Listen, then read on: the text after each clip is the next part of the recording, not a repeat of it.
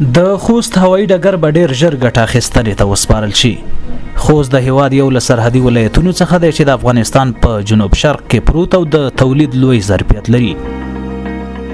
په دې ولایت کې د هوایي ډګر د جوړولو لومړی هڅه 9 کاله مخکې یعنی په 1490 کال کې وشوه. د یاد هوایي ډګر د بنسټ ډبرې ښودلو هدف د هوایي ترانسپورت په برخه کې د سهولتونو او اسانتیاو رامنځته کول، خوست د پلازمینې کابل او د افغانستان د نورو ولایتونو سره تړل شامل دي.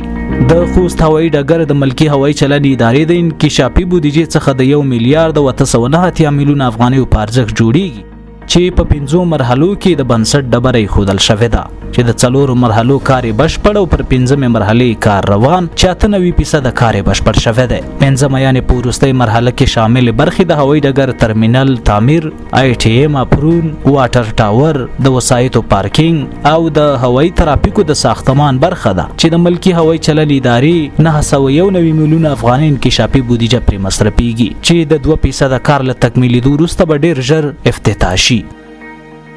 په لومړی مرحله کې د احاطې دیوال پینس طول 11 کیلومتره چې ارتفاع 3 متره د شپږ د ساتونکو برجونه لري چې 9 کال مخکې کارونه د 15 میلیون افغانیو په لګښت په 1490 کال کې سلسله بشپړ شوي دي. د یاد هوایي ډګر دوهمه مرحله کې د خاورې ټیسټ، د ځغاسلیک ډیزاین او جوړول،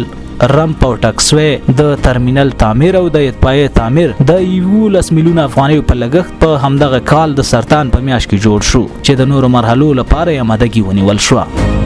یوه میاشت وروسته په 3مه مرحله کې د ځغاسلیک طرحه، ډیزاین، ټکسوې او د هوایي ډګر رمپ د هوایي چلند ادارې د انجنیرانو ډلې لخوا مکمل شو چې 229 میلیون افغانۍ پرې مصرف شوې. په دې مرحله کې ځغاسلیک په اوږدوالي د 2698 متره او په سور د 45 متره، ټکسوې په اوږدوالي د 100 متره او په سور د 13 متره، رمپ په اوږدوالي د 100 متره او په سور د 50 متره، پارکینګ په اوږدوالي د 80 متره او په سور د 14 متره چې د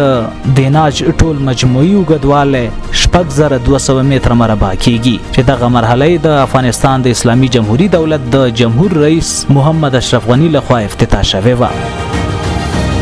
4مه مرحله، په دې مرحله کې د هوایي ډګر د اطفائیې ودانۍ، اداري ودانۍ، د ټاورونو د کنټرول ودانۍ، حلقوي جغلي سرک، د داخلي لیږد،